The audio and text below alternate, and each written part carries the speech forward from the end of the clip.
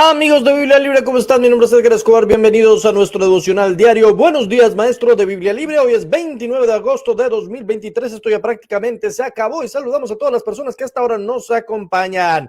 Jaimito Baños Montaños por las carreteras de América, Dios te bendiga. También saludo a la madre más hermosa del universo y sus alrededores, mi madre querida Fabiolita Cortés, bendiciones. Saludamos a John García Ortiz, Dios te bendiga, en Copacabana, Antioquia. También a Juvenal Bernal, buen día. Alexander Guerrero, feliz día, Alexander. A John Sánchez, buenos días, un abrazo. Rubén Darío Torres también en el barrio Policarpas, a la Barrieta. Aldrin Enrique Perdomo desde Venezuela. Eduardo Escobar Torres, mi padre querido, estamos triunfando, un abrazo. Mi tía Odilia, ya voy 2 días porque por ahí vi a mi tía Anita. Por ahí está mi tía Anita, a ver, ¿dónde está mi tía Anita? Yo había visto también, ahí está mi tía Odilia y acá está mi tía Ana, 2 tías aceros. ¿Cuántas tías tiene usted conectadas? A ver, ¿cuántas? Yo tengo 2 tías, un papá y una mamá. A ver, compártalo con la familia, compártalo con los vecinos, compártalo en el WhatsApp de los amigos, compártalo por todas las redes sociales para que más personas, por favor, escuchen la palabra de Dios. También tenemos a Michelle Milena Chávez, Dios te bendiga. Saludos para Jorgito. Samantha Álvarez desde Monterrey, eso es en Nuevo León, México, lindo y querido. También a Eliana Barreiro desde Medallo, María Poyome.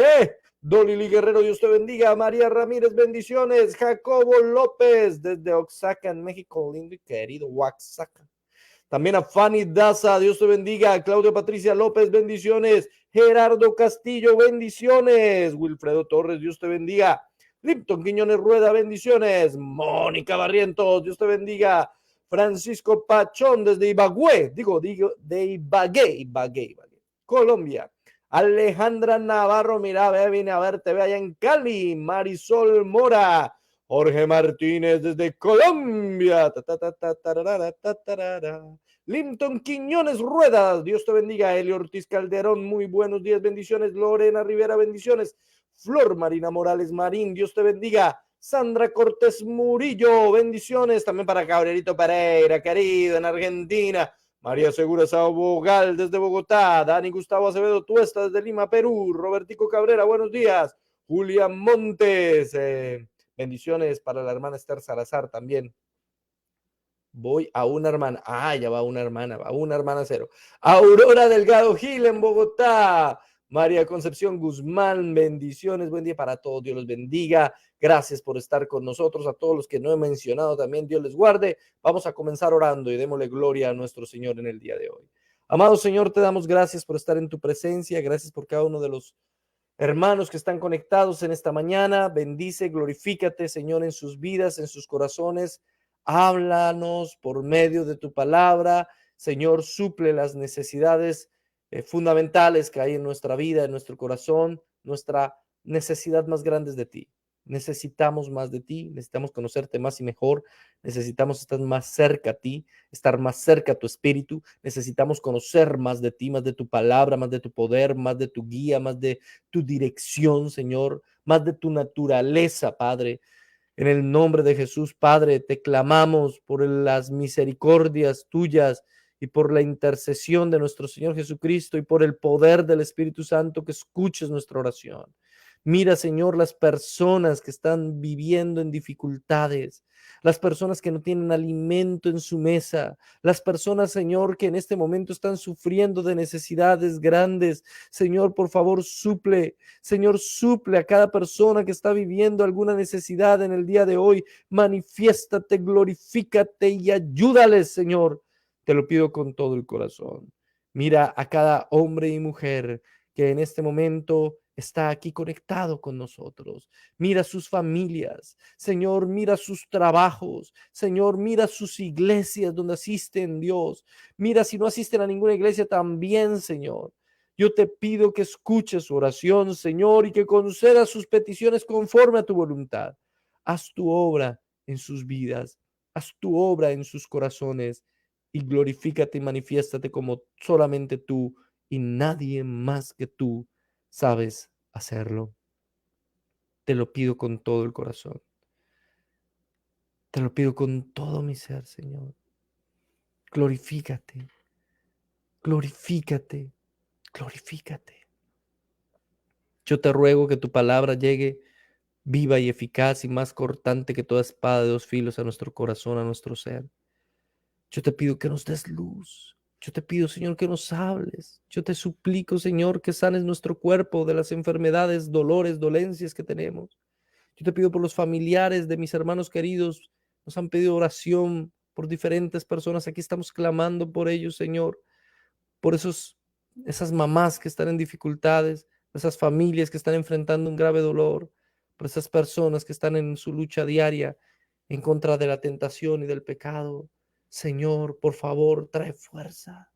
Ayuda, Señor, bendice, fortalece y guía los pasos de cada uno de mis hermanos. Muchos chicos ya comenzaron, Señor, su año lectivo aquí en los Estados Unidos, hoy, mañana, ayer, algunos. Señor, ayúdalos, ayúdalos en sus escuelas, en sus colegios. Ayúdalos, Señor, a ser testimonio en este mundo tan difícil, en estas escuelas tan difíciles, donde les quieren meter las ideologías mentirosas y pecaminosas en sus mentes a las malas, sin importar lo que los padres opinamos. Señor, ayuda a nuestros hijos a reconocer qué es lo conveniente, qué es lo bueno, qué es lo aceptable y qué es pecaminoso y detestable ante tus ojos. Ayúdalos a no ser influenciados por sus amiguitos y compañeros del colegio, Señor, te lo suplico. Guíalos a tomar decisiones asertivas, a no equivocarse, Señor, tomando decisiones contrarias a tu palabra. Ayúdalos a entender que desde su juventud deben servirte, deben honrarte, deben adorarte, deben glorificarte. Ayuda a nuestros jóvenes, cuida a nuestros jóvenes, protege a nuestros jóvenes. Te lo suplico con todo el corazón, Señor, con todo mi ser. Por favor, haz tu obra maravillosa en cada uno de nosotros, en cada uno de ellos, de nuestros niños, de nuestros hijos. Obra, Señor. Te lo suplico en el nombre del Padre, del Hijo y del Espíritu Santo. Gracias, Señor. Amén y amén. Damos gracias a Dios por estar aquí reunidos, mis hermanos queridos. Gracias por acompañarnos. Recuerde que hoy al final de este devocional tenemos spoiler del video de hoy. Y ahí sí tenemos, uy, Dios mío. Ya les voy a decir, todavía no les digo el spoiler. Ya les voy a decir, tranquilo, tiene que esperarse hasta el final. Le pido el favor que comparta por Facebook, por WhatsApp, por Instagram, por todas las redes sociales este video. Ayer terminamos el segundo libro de los Reyes y terminamos con esperanza porque el segundo libro de los Reyes nos trae la esperanza de la liberación. Hoy comenzaremos el primer libro, o bueno, el primer libro, no, el libro de Esdras. Y digo primer libro porque Esdras y Nehemías eran un solo libro. Esdras y Nehemías eran una sola cosa. Algunos piensan que incluso con primera y segunda de Crónicas, no estoy muy seguro de eso, me parece que no, porque Esdras repite el final de Crónicas, así que aunque pareciera que fuera el mismo autor, no necesariamente lo es. El libro de Esdras y Nehemías parece haber sido escrito por algunos escribas.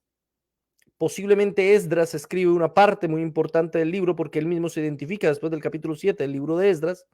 Nehemías también se autoidentifica en Nehemías y eso es lo que nos hace pensar de que aunque era un solo rollo, fue escrito por varios.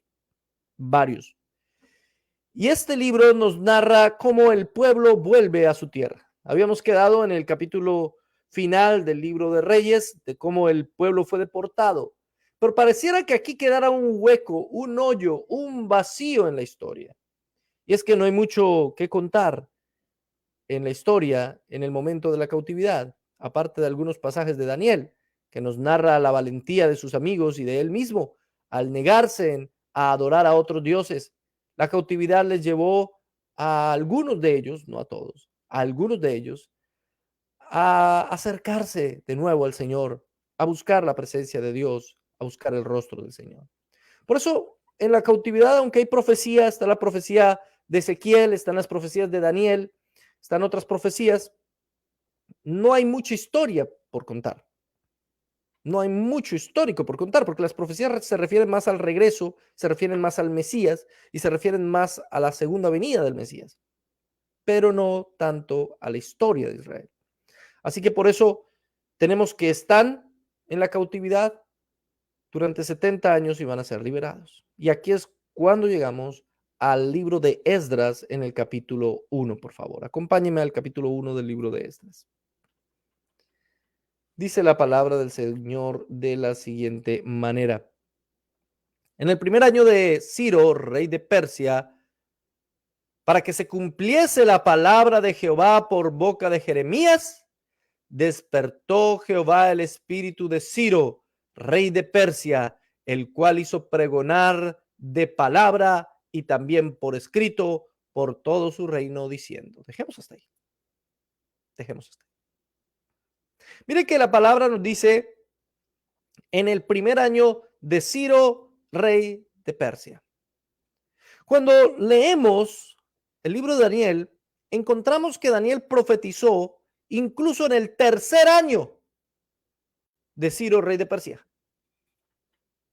Es decir, el profeta Daniel no solamente estuvo con Nabucodonosor, no solamente estuvo con Darío, sino que también va a estar con Ciro y va a ver el regreso del pueblo. Recuerde que Daniel había sido llevado cautivo en la primera ola, con la primera invasión de Nabucodonosor. Él vio la cautividad, él la vivió. Él era muy joven y fue llevado desde Jerusalén hasta Babilonia. Pero Daniel va a tener la oportunidad de ver también cómo Ciro permite que regrese el pueblo a su tierra. ¿Cuántos años tenía Daniel? Más de 80, casi 90 seguramente. Seguramente Daniel vivió mucho tiempo, pero tuvo la oportunidad de ver toda la promesa de Dios cumplida. Sin embargo, Daniel no regresó a Jerusalén, pero vio cómo Dios cumplió su promesa. Mi hermano querido, a veces las promesas parecen demorarse muchísimo. A veces pensamos que Dios no va a cumplir sus promesas. Hay personas que se desaniman y dicen, pero Jesucristo parece que ya no va a regresar, que nunca volverá. Mire, han pasado más de 2000 años. Pablo creía que iba a ser en su época. Pedro creyó que sería en su tiempo. Y pasaron los tiempos de los discípulos, de los discípulos, de los discípulos. Han pasado 2000 años y el Señor no regresa. Pero la palabra es clara y nos dice, Él no retarda su llegada. Él volverá cuando tenga que volver. Él regresará y cumplirá su promesa. Tal vez fueron muchos años los que esperó este hombre. Pero Daniel tenía una ventaja que nosotros no. Y es que Daniel conocía el término por el cual el Señor haría que regresara el pueblo de Israel a su tierra. Mire lo que dice la palabra de Dios en Jeremías en el capítulo 25. Mire lo que dice. Jeremías capítulo 25.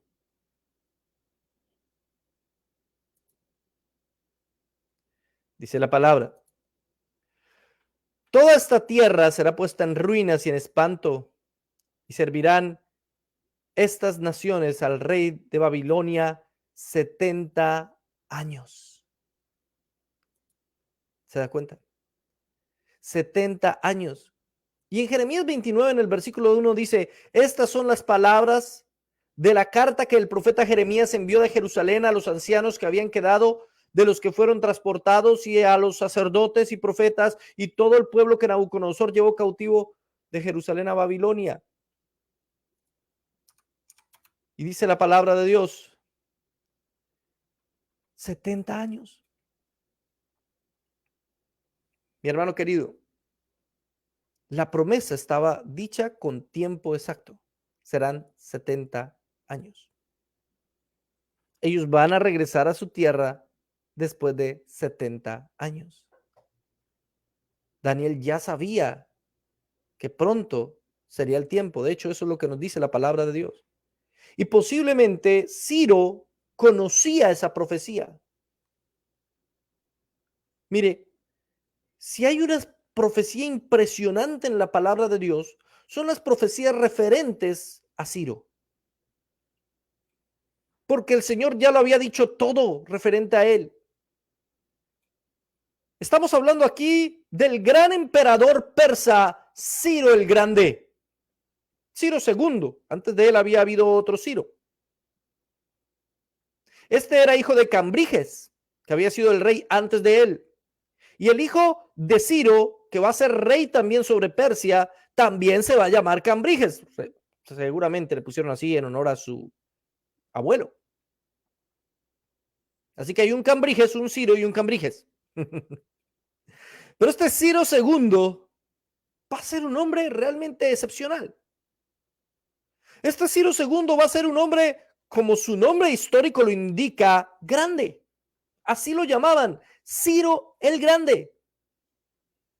Según algunas leyendas medo-persas, él había sido abandonado porque, y esto es increíble, su padre había tenido una profecía de que su hijo Ciro le iba a quitar el reino. Así que lo abandonaron. Lo abandonaron. Muchos años después lo vuelven a encontrar y lo llevan de nuevo al Imperio Medo. Parece ser que él no era siquiera persa, él era medo, del Imperio Medo.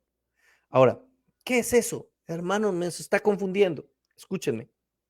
Los babilonios derrotaron a los asirios, ¿se acuerda?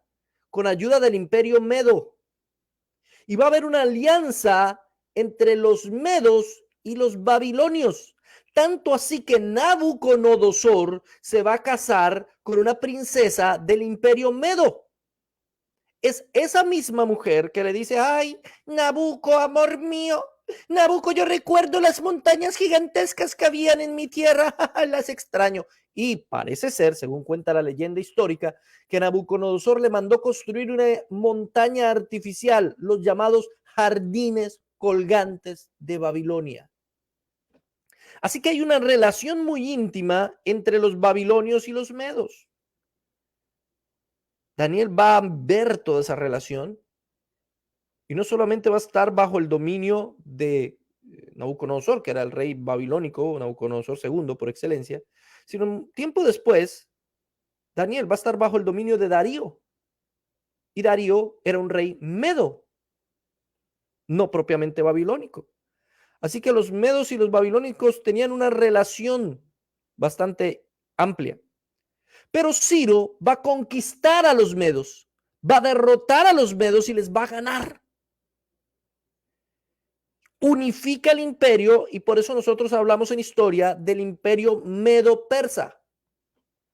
Cuando uno habla, por ejemplo, de las guerras médicas del imperio medo-persa contra los griegos, pues el nombre no es correcto, porque ya no eran medos invadidos por persas, así que realmente la guerra fue entre persas y griegos, porque los persas invadieron a los medos y constituyeron un solo imperio, el imperio medo-persa. ¿Y de dónde salieron? ¿Quiénes son? No es muy claro, pero es lo que hoy llamamos Irán.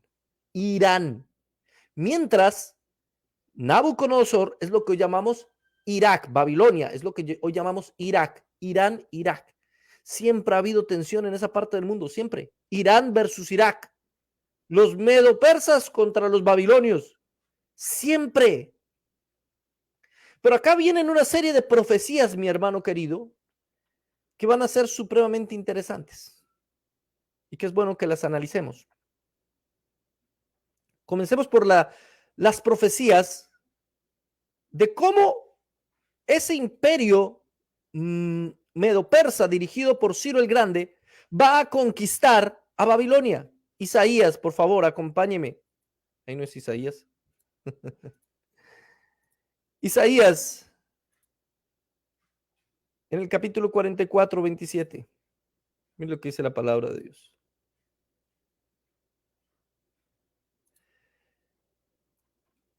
Isaías 44, 27. Que dice a las profundidades secaos y tus ríos haré secar. Que dice de Ciro, es mi pastor, cumplirá todo lo que yo quiero. Al decir a Jerusalén, serás edificada y al templo serás fundado. ¿Se acaba de dar cuenta? Estamos leyendo el libro de Isaías. Isaías escribió eso 150 años antes de que Ciro diera la orden. más o menos 100 años antes de que Ciro siquiera naciera.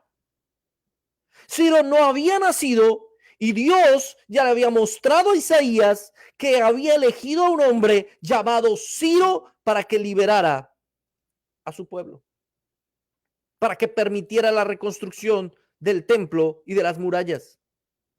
Esto es algo impresionante, hermano. Es una profecía increíble. Es tan increíble la profecía que han buscado durante toda la historia. Ojo, esto no es moderno. Han buscado durante toda la historia cómo explicar eso. Porque no entienden cómo es posible que Isaías supiera que el rey que iba a liberar a Israel se llamaría Ciro. Y no solo eso incluye la profecía. Si usted se da cuenta, volvamos al texto, dice que dice a las profundidades secaos y tus ríos haré secar. ¿Y eso qué? ¿Y eso qué profecía es? ¿Cómo invadió el rey Ciro el Grande a Babilonia? Él tuvo una estrategia. Desvió el río Éufrates. El río Éufrates bajó muchísimo su nivel, muchísimo. Así que en una noche de fiesta, ellos atravesaron caminando el río Éufrates para llegar y tomar Babilonia. La profecía de que el río se secaría para que Babilonia fuera tomada por los persas, por el rey Ciro. Las dos cosas están en dos versículos escritas 150 años antes de que sucedieran. Hermano, literal. ¿Cómo no creer en la palabra de Dios? ¿Cómo no creer en sus promesas? ¿Cómo no creer que es verdad? ¿Cómo no creer que todo lo que está ahí escrito se va a cumplir, hermano? Esas son las profecías del Señor con nombre propio, hermano. Con nombre propio. Es Ciro y va a ser así. Va a secar el río y va a cruzar y va a invadir a Babilonia. Literal. No como las profecías de hoy. Algo grande pasará. Un hombre importante morirá. Algo que cambiará la historia de la humanidad sucederá en algún momento, en algún año, de algún lugar. Así son los profetas estos falsos de hoy en día. Profecías sin ser absolutamente nada específicas. No, mi hermano querido. Estas profecías son específicas, son claras. Y no se queda ahí. No, señores. Mire lo que dice la palabra de Dios. Ahí mismo. En Isaías, en el capítulo 45, donde dice lo siguiente, capítulo 45 de Isaías. Así dice Jehová a su ungido, a Ciro, al cual tomé yo por su mano derecha para sujetar naciones delante de él y desatar lomos de reyes, para abrir delante de él puertas y las puertas no se cerrarán. Wow. Para abrir puertas y las puertas, mire, segunda vez, 150 años antes de que esto suceda, vuelve a mencionar a Ciro por nombre propio y le dice Isaías en el capítulo 45, mi ungido. Mi ungido. Es que hoy usamos tan a la ligera eso de ungido. El ungido de Jehová lo interpretamos como el siervo. ¿En qué sentido Dios le dice ungido a Ciro? Pues sí, era siervo, pero no siervo porque él adorara a Dios o al Dios de Israel, pese a que varias veces Ciro va a hacer la declaración, igual que lo hizo Nabucodonosor, igual que lo hizo Darío. Ellos hacen la declaración de que no hay Dios como Jehová. Ellos hacen, los tres reyes, hacen esa declaración. Gracias al testimonio de Daniel y a la obra del Señor que seguía con su pueblo, porque el Señor no deja a su pueblo, el Señor no desampara a su pueblo, el Señor no te desampara y seguirá haciendo la obra en ti y tú darás testimonio, quieras o no, de la obra de Dios, porque toda la gloria se la lleva el Señor. Entonces los tres reyes van a confesar que el Señor es Dios, pero ninguno de los tres se convirtió. Ninguno. Mi hermano querido, ellos siguieron adorando a otros dioses. Y entonces, ¿por qué Dios le dice a Ciro mi ungido? Porque él es el que lo puso por rey. A eso se refiere, mi ungido. Los reyes eran ungidos con aceite en Israel. Y no solo en Israel, sino en otros países también. Pero lo que quiere decir el Señor ahí es, Yo escogí a Ciro para que fuera rey. La palabra de Dios nos enseña que Él es el que pone reyes y quita reyes. Él es el que pone reyes y quita reyes. Nada se sale de las manos de Dios. Todo está bajo su control. Y quiero ser absolutamente claro y demostrarlo aquí por medio de las escrituras. Dios está controlando cada paso, cada acontecimiento, cada suceso de la historia. Lo está controlando. Él sabía que Ciro iba a ser rey. Sabía que iba a secar el río. Y no solo lo sabía, hermano, lo permitió y lo planeó. Dijo, así va a ser y así fue. Eso es soberanía de Dios. Y no solo eso, en ese versículo, volvamos al versículo de Isaías 45, dice, lo tomé por su mano derecha para sujetar naciones delante de él, desatar lomos de reyes. Él derrotó una cantidad de reyes y tuvo un imperio gigantesco. Y luego dice, para abrir delante de él puertas y las puertas no se cerrarán. Para abrir delante de él puertas y las puertas no se cerrarán. Uno pues utiliza ese término, ¿sí? Como alegórico muchas veces. Cuando tengo un nuevo trabajo se abrió una puerta. Pero ¿sabe usted que aquí está hablando literalmente de puertas? Cuando los persas se metieron al río para invadir Babilonia, estaban en una fiesta. Y los soldados que estaban en la puerta se fueron a festejar y a emborracharse y dejaron la puerta abierta. ¿Sabía usted esa profecía que está explícitamente en el mismo pasaje que habla sobre Ciro? Y ese mismo pasaje está hablando de cómo Ciro va a tomar Babilonia, al igual que en Isaías 44 nos habla de Ciro y nos habla de que el río va a ser seco. Así en Isaías 45 nos habla de Ciro y nos habla de que dejaron las puertas abiertas. Hermano querido, ¿cómo saber eso? Porque hay que estudiar la historia también de la humanidad. Cuando usted estudia la historia, hay cosas que no están explícitamente, que usted no las detalla ahí en el texto, ¿sí? Sino hasta que no lo entiende, sino hasta que estudia la historia. Estudia la historia y entendió la profecía. ¡Wow! La profecía no era solamente que Ciro sería el libertador para Israel de su cautividad.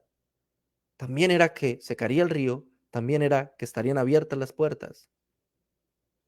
Ahora, como es una profecía tan impresionante, tan exacta y tan detallada, muchos dicen, no, es que Ciro no era el nombre, Ciro era el título, como faraón, por ejemplo, ¿sí? Era el título del rey, pero eso no es verdad.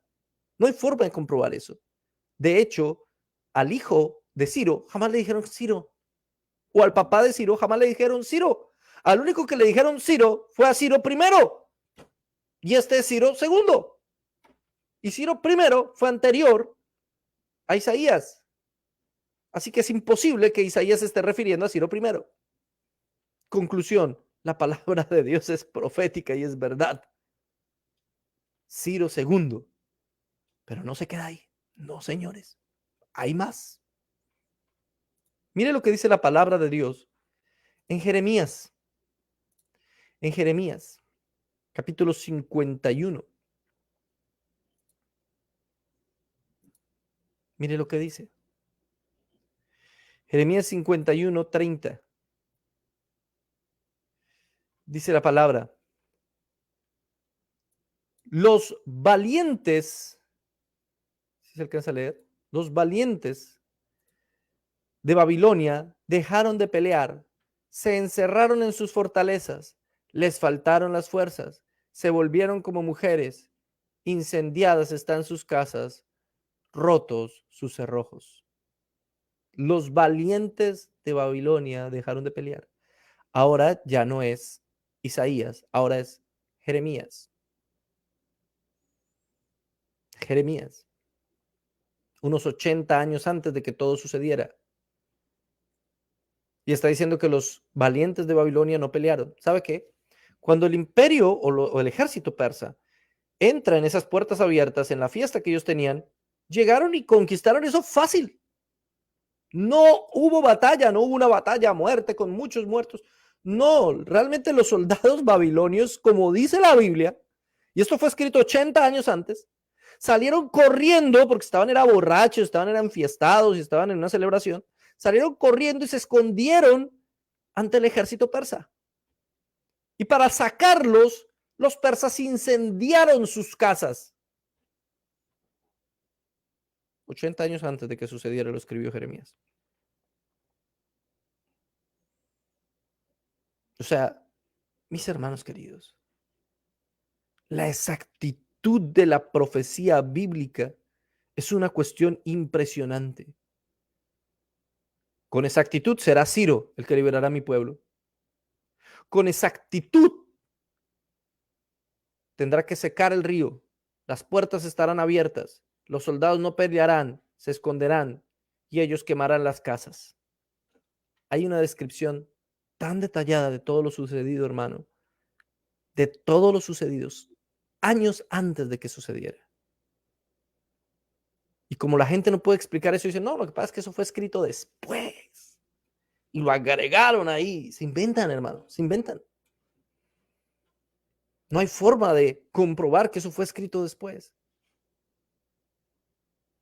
Pero ellos no pueden entender cómo el Señor dirige la historia. Porque la lección más grande que hay aquí detrás de todo esto es que el Señor dirige la historia, que Él es soberano sobre la historia y sobre tu historia, sobre tu vida. Él ya sabe cómo va a terminar tu historia. Él no está sorprendido y asustado por todo lo que está sucediendo. O él no está diciendo, ay, yo no esperé que mi hijo pecara así. Ay, no, nunca lo imaginé. ¿Usted cree? ¿Usted cree que Dios se sorprende por su pecado? ¿Qué tipo de Dios tiene? Dios sabía lo que iba a pasar. Es más, lo permitió. Es más, lo provocó. No es el causante del mal, como algunos dicen. No, Dios no causa el mal. Permite que pase. Y ciertas cosas son provocadas por Dios mismo y la Biblia lo dice y lo enseña. Aunque parecen males, pero son al final cosas buenas. Males momentáneos, beneficios perdurables. El Señor tiene absoluto control sobre todo. No hay un milímetro del universo que el Señor no controle. No hay un segundo de la historia sobre el cual el Señor no haya tenido control. Y el libre albedrío, hermano, ¿qué me dice del libre albedrío? Es verdad. Usted es libre de hacer lo que quiera hacer conforme a su naturaleza. Por eso los que no conocen a Cristo son libres, pero no pueden escoger a Cristo a menos de que Cristo los escoja a ellos, porque son libres conforme a su naturaleza, están limitados por su propia naturaleza. Es la soberanía de Dios, la voluntad de Dios, el control de Dios lo que hace que usted y yo aceptemos que Él es el Señor, que Jesucristo murió en la cruz del Calvario. Sin la obra de Dios en nuestro corazón sería imposible, porque aunque somos libres, estamos limitados por nuestra propia naturaleza. La naturaleza de uno lo limita. Nuestra naturaleza es caída y pecaminosa, por lo tanto no buscamos a Dios por naturaleza, no es algo natural en nosotros. No hay un buscar a Dios de forma natural. Lo único que hay es buscar los beneficios de Dios de forma natural. Hay la posibilidad de comprender racionalmente y naturalmente la existencia de Dios, pero no de nacer de nuevo. Eso es una obra exclusiva del Espíritu Santo de Dios. Usted póngale a una vaquita que coma pasto o que se coma una lechona. La vaquita se va a comer el pasto porque está en su naturaleza. Ella es libre de comerse la lechona, pero no se la va a comer porque su naturaleza es el pasto. Así somos los seres humanos. Somos libres de escoger o no a Dios, pero no lo vamos a escoger en nuestra naturaleza humana porque esa es nuestra naturaleza. Necesitamos que Dios cambie nuestra naturaleza para escogerlo a Él. Soberanía de Dios. Dios está en control de todo. De todo. Nada se sale de sus manos. Ese es el Dios en el que yo creo. Ahora sí. Volvamos a Esdras. No hemos salido de los primeros versículos, del primer versículo. Creo que no vamos a salir hoy del primer versículo. Volvamos a Esdras. Mire lo que dice la escritura en Esdras 1. Volvámoslo a leer. En el primer año de Ciro, rey de Persia. para que se cumpliese la palabra de Jehová por boca de Jeremías. Despertó Jehová el espíritu de Ciro, rey de Persia. ¿Quién despertó a Ciro? ¿Quién despertó el espíritu de Ciro? ¿Daniel contándole las profecías de Isaías sobre él? Eso no es lo que dice la Biblia. Eso es lo que dicen algunos autores. No, es que Daniel le contó las profecías de Isaías que lo mencionaban. Entonces él dijo, bueno, pues si yo soy el de la profecía, yo voy a hacerlo. Es posible que sí haya sido Daniel quien le contara a Ciro. Es posible que Ciro supiera. Pero la Biblia no me dice que fue Daniel el que levantó a Ciro. Dice que Jehová, el Señor, despertó el espíritu de Ciro. Solamente el Señor. El Señor está moviendo a Ciro como le viene en gana. Ciro no es más que un siervo. Así lo llamó el mismo Señor. Mi siervo Ciro. ¿Por qué? Porque le sirve para su propósito. ¿Adoraba Ciro al Señor? En ninguna manera. No. Hay un cilindro lleno de escritura cuneiforme que se llama el cilindro de Ciro. Ese cilindro narra gran parte de todo esto y también narra muchas cosas de la historia de quién era Ciro y de lo que hizo. Ese cilindro de Ciro dice que Ciro fue muy tolerante con las religiones de otras naciones, no solamente con los judíos, también con otros. Y dice básicamente que él servía a todo Dios que se le apareciera. Nadie sabe realmente cuál era la religión de Ciro. Algunos piensan que era mazdaísta, una antigua religión, que tampoco usaba imágenes, entre otras cosas, que tiene cosas parecidas al judaísmo y que parece ser, según algunos, se inspiró en pasajes del judaísmo, y otros le echan la culpa al mazdaísmo de lo que predicaba Jesús, cosa que es errónea. Otros dicen que no, que servía a Marduk, igual que los babilonios.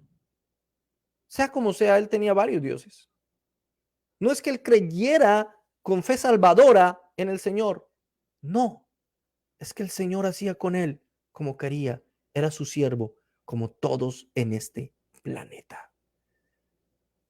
Libremente y bajo nuestra propia libertad, todo lo que hacemos es su plan. Las dos cosas al mismo tiempo. ¿Es difícil de entender? Sí, es difícil de entender. ¿Cómo puedo entender que somos libres y al mismo tiempo estamos haciendo su plan? Pero sí, somos libres y somos responsables. Somos nosotros los que tomamos la decisión. Y al mismo tiempo, todo está bajo la guía del Señor. Todo está en el plan de Dios. Nada se sale de su voluntad. Pero hay que entender su voluntad decretiva. Obviamente no su voluntad preceptiva, porque entonces todos adoraríamos al Señor. Y no todos adoramos al Señor. Conforme a su voluntad decretiva, lo que Él decretó desde el comienzo, desde antes de la fundación del mundo, con el fin de salvar a los que amó, a nosotros. Dios es quien despierta el espíritu de Ciro. Dios fue quien despertó tu espíritu para que tú aceptaras a Cristo. No fue por tu inteligencia, no fue por tu sabiduría, no fue porque tú entendiste la Biblia, fue porque Él despertó tu espíritu. Y aquí es un siervo. ¿Sabe usted que incluso el diablo es un siervo del Señor? ¿Cómo el diablo va a ser un siervo del Señor? El diablo no puede hacer nada por él mismo, todo tiene que pedirle permiso al Señor. Lo dice el libro de Job. Usted ve a Satanás entre los siervos del Señor, ahí lo dice literalmente. Y él dice, he venido de rodear la tierra. No hay ninguno que te adore. Y el Señor le contesta, ¿has visto a mi siervo Job? Pero es que tiene muchas cosas. Pues quítale todo lo que tiene. Pero no toques su vida, le pone límites. Le pone límites. ¿Usted cree que Dios no sabía que Satanás le iba a proponer eso? Claro que sí. Y lo permitió. Y todo eso tenía un propósito en Dios para formar, educar y capacitar y mejorar a Job.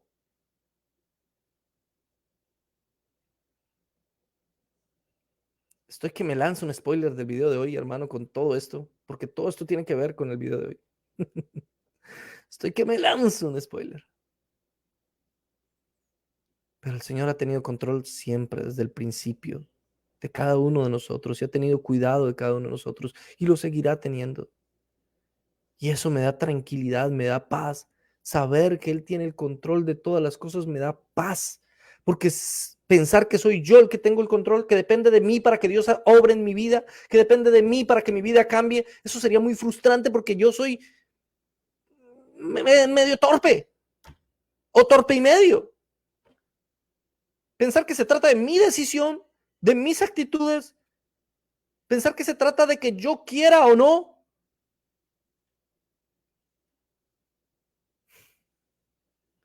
sería tan frustrante.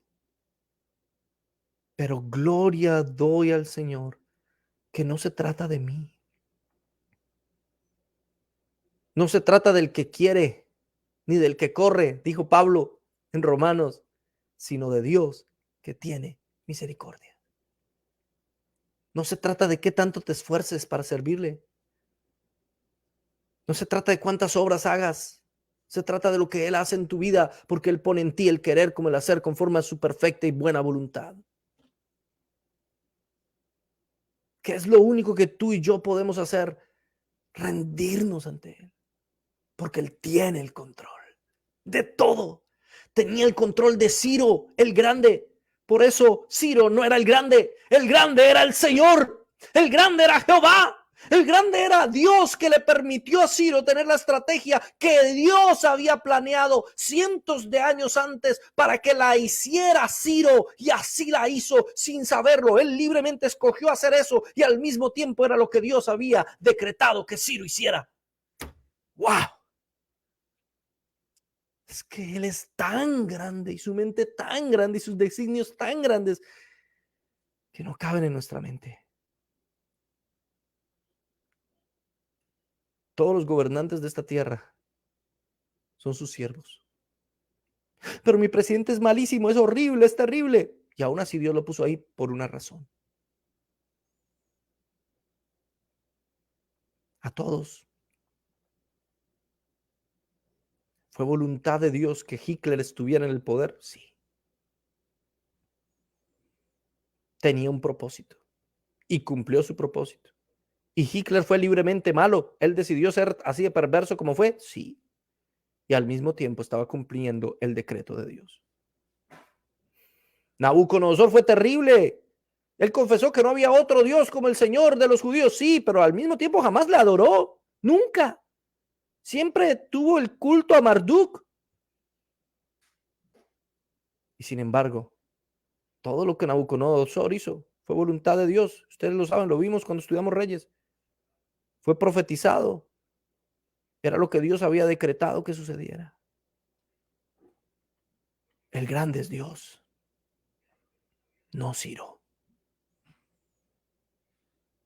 Nuestra vida no está en nuestras manos. Usted es libre y usted toma decisiones libres, claro que sí. Y todas esas decisiones, para que se cumplan, dependen de un montón de condiciones.